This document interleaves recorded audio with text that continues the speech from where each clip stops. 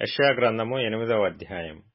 మరియు యెహోవా, నీవు గొప్ప పలక తీసుకొని మహేర్షాలాల్ హాష్బజ్ అను మాటలు సామాన్యమైన అక్షరములతో దానిమీద వ్రాయుము.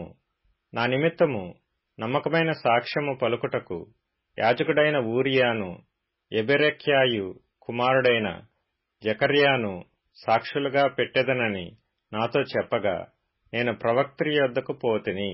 ఆమె గర్భవతి అయి కుమారుని కనగా, యెహోవా అతనికి మహేర్షాలాల్ హాష్బజ్ అను పేరు పెట్టుము. ఈ బాలుడు నాయనా అమ్మా అని అననేరక మునుపు అష్షూరు రాజును అతని వారును దమస్కు యొక్క ఐశ్వర్యమును షోమ్రోను దోపుడు సొమ్మును ఎత్తుకొని పోవుదురనెను. మరియు యెహోవా ఇంకనూ నాతో ఈలాగు సెలవిచ్చెను, ఈ జనులు మెల్లగా పారు షిలోహు నీళ్లు వద్దని చెప్పి రెజీనును బట్టియు రెమల్యా కుమారుని బట్టియు సంతోషించుచున్నారు. కాగా ప్రభువు బలమైన యూఫ్రటీసు నది విస్తార జలములను అనగా అష్షూరు రాజును అతని దండంతటిని వారి మీదికి రప్పించును. అవి దాని కాలువలన్నిటి పైగా పొంగి ఒడ్డులన్నిటి మీదను పొర్లిపారును. అవి యూదాదేశములోనికి వచ్చి పొర్లి ప్రవహించును. అవి కుతికల లోతగును. ఇమ్మానుయేలు పక్షి తన రెక్కలు విప్పునప్పటి వలె దాని రెక్కల వ్యాపకము నీ దేశ వైశాల్యమంతటను వ్యాపించును. జనులారా రేగుడి, మీరు ఓడిపోవుదురు. దూరదేశస్థులారా మీరందరూ ఆలకించుడి. మీరు నడుము కట్టుకొనినను ఓడిపోవుదురు, నడుము కట్టుకొనినను ఓడిపోవుదురు. ఆలోచన చేసుకొనినను అది వ్యర్థమగును. మాట పలికినను అది నిలువదు. దేవుడు మాతోనున్నాడు. ఈ జనుల మార్గమున నడవకూడదని యెహోవా బహుబలముగా నాతో చెప్పియున్నాడు. నన్ను గద్దించి ఈ మాట సెలవిచ్చెను. ఈ ప్రజలు బందుకట్టు అని చెప్పునదంతయు బందుకట్టు అనుకొనకుడి. వారు భయపడుదానికి భయపడకుడి, దానివలన దిగులు పడకుడి.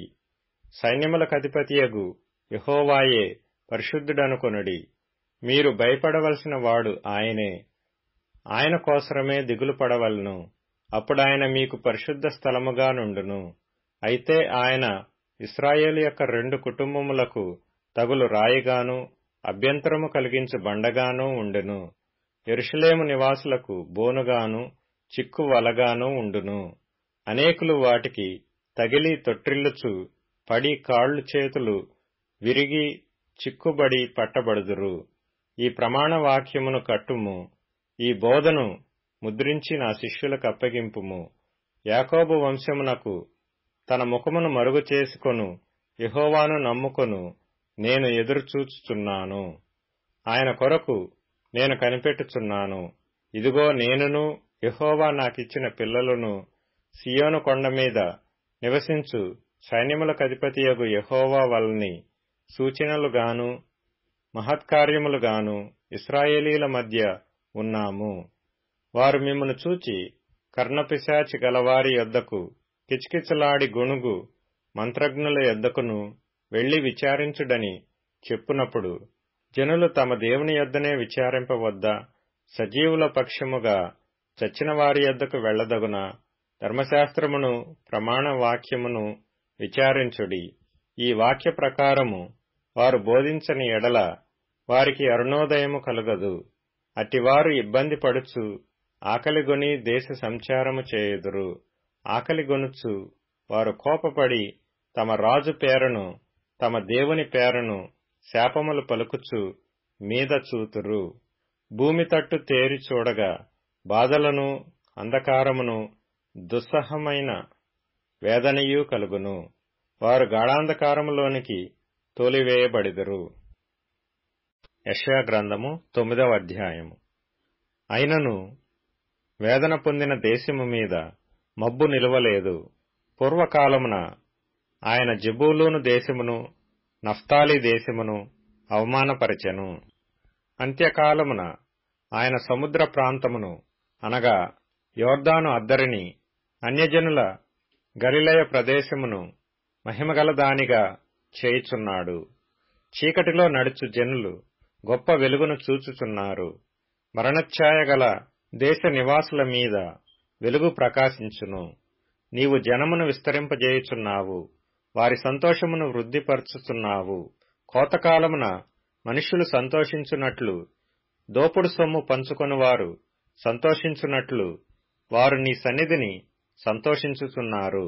మిద్యాను దినమున జరిగినట్లు వాని బరువు కాడిని నీవు విరిచియున్నావు. వాని మెడను కట్టు కర్రను, వాని తోలువాని కొరడాలను విరిచియున్నావు. యుద్ధపు సందడి చేయు యోధులందరి జోళ్లును, రక్తములో పొరలింపబడిన వస్త్రములను అగ్నిలో వేయబడి దహింపబడును. ఏలయనగా మనకు శిశువు పుట్టెను, మనకు కుమారుడు అనుగ్రహింపబడెను. ఆయన భుజము మీద రాజ్యభారముండును. ఆశ్చర్యకరుడు, ఆలోచనకర్త, బలవంతుడైన దేవుడు, నిత్యుడగు తండ్రి, సమాధానకర్తయగు అధిపతి అని అతనికి పేరు పెట్టబడును. ఇది మొదలుకొని మితి లేకుండా దానికి వృద్ధియు క్షేమమును కలుగునట్లు సర్వకాలము దావీదు సింహాసనమును రాజ్యమును నియమించును.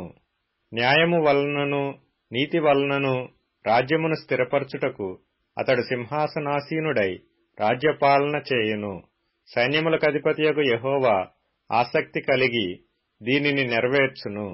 ప్రభువు యాకోబు విషయమై వర్తమానము పంపగా అది ఇశ్రాయేలు వరకు దిగి వచ్చియున్నది. అది ఎఫ్రాయిమునకును షోమ్రోను నివాసులకును ప్రజలకందరికీ తెలియవలసియున్నది. వారు ఇటికలతో కట్టినది పడిపోయెను, చెక్కిన రాళ్లతో కట్టుదము రండి, రావి కర్రతో కట్టినది నరకబడెను. వాటికి మారుగా దేవదారు కర్రను వేయుదము రండని అతిశయపడి గర్వముతో చెప్పుకొనుచున్నారు. యెహోవా వాని మీదికి రెజీనునకు విరోధులైన వారిని హెచ్చించుచు వాని శత్రువులను రేపుచున్నాడు. తూర్పున సిరియాయు, పడమట ఫిలిస్తీయులను నోరు తెరచి ఇశ్రాయేలును మృంగివేయవలనని ఉన్నారు.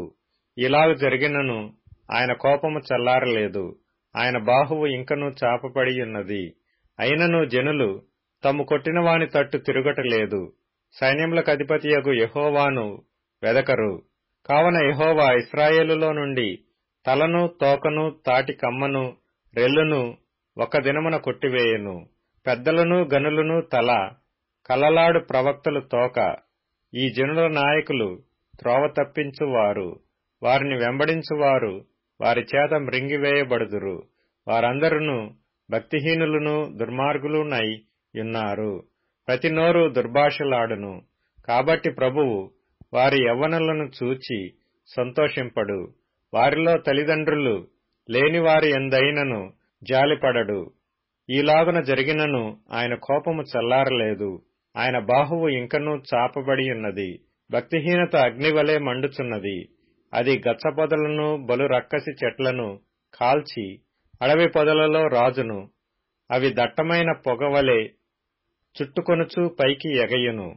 సైన్యములకధిపతియగు యెహోవా ఉగ్రత వలన దేశము కాలిపోయెను. జనులను అగ్నికి కట్టెలవలెనున్నారు. వారిలో ఒకరినొకడు కరుణింపడు. కుడి ప్రక్కన ఉన్నదాని పట్టుకొందురు గాని ఇంకనూ ఆకలి గొనియుందురు. ఎడమ ప్రక్కన ఉన్నదాని భక్షించుదురు గాని ఇంకనూ తృప్తి పొందక ఇందురు. వారిలో ప్రతివాడు తన బాహువును భక్షించును. మనష్షే ఎఫ్రాయిమును, ఎఫ్రాయిము మనష్షేను భక్షించును. వీరిద్దరూ ఏకీభవించి యూదా మీద పడుదురు. ఇలాగు జరిగినను ఆయన కోపము చల్లారలేదు, ఆయన బాహువు ఇంకనూ చాపబడి ఉన్నది. యెషయా గ్రంథము 10వ అధ్యాయము. విధవరాండ్రు తమకు దోపుడు సొమ్ముగా ఉండవలననియు, తల్లిదండ్రులు లేని వారిని కొల్లపెట్టుకొనవలననియు కోరి న్యాయ విమర్శ జరిగింపకుండా దరిద్రులను తొలగించుటకును, నా ప్రజలలోని బీదల న్యాయమును తప్పించుటకును, అన్యాయపు విధులను విధించువారికిని, బాధకరమైన శాసనములను వ్రాయించువారికిని శ్రమ. దర్శన దినమున దూరము నుండి వచ్చు ప్రళయ దినమున మీరేమి చేయుదురు? సహాయము నొందుటకు ఎవరి యొద్దకు పారిపోవుదురు? మీ ఐశ్వర్యమును ఎక్కడ దాచుకొందురు? వారు చెరపట్టబడిన వారి క్రింద దాగుకొనుచున్నారు, హతులైన వారి క్రింద కూలుచున్నారు. ఇలాగు జరిగినను యెహోవా కోపము చల్లారలేదు, ఆయన బాహువు ఇంకనూ చాపబడి ఉన్నది. అష్షూరీయులకు శ్రమ, వారు నా కోపమునకు సాధనమైన దండము. నా దుడ్డుకర్ర, నా ఉగ్రత వారి చేతిలో ఉన్నది. భక్తిహీనులగు జనముల మీదికి నేను వారిని పంపెదను. దోపుడు సొమ్ము దోచుకొనుటకును, కొల్లపెట్టుటకును, వీధులను త్రొక్కించుటకును నా ఉగ్రతకు పాత్రులగు జనులను గూర్చి వారికి ఆజ్ఞాపించెదను. అయితే అతడు అలాగనుకొనడు. అది అతని ఆలోచన కాదు. నాశనము చేయవలననియు చాలా జనమును నిర్మూలము చేయవలననియు అతని ఆలోచన. అతడిట్లనుకొనుచున్నాడు, నా అధిపతులందరూ మహారాజులు కారా?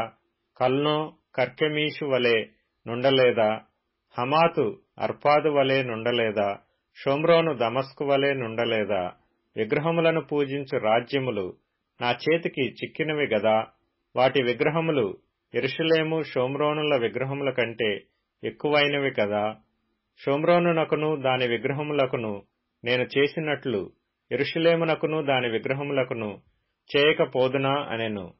కీర్తనల గ్రంథం 109వ కీర్తన. యెహోవా నా దేవా, ఇది నీ చేత జరిగినదనియు యెహోవావైన నీవే దీని చేసితివనియు వారికి తెలియనట్లు నాకు సహాయము చేయుము. నీ కృపను బట్టి నన్ను రక్షింపుము. వారు శపించుచున్నారు గాని నీవు దీవించెదవు.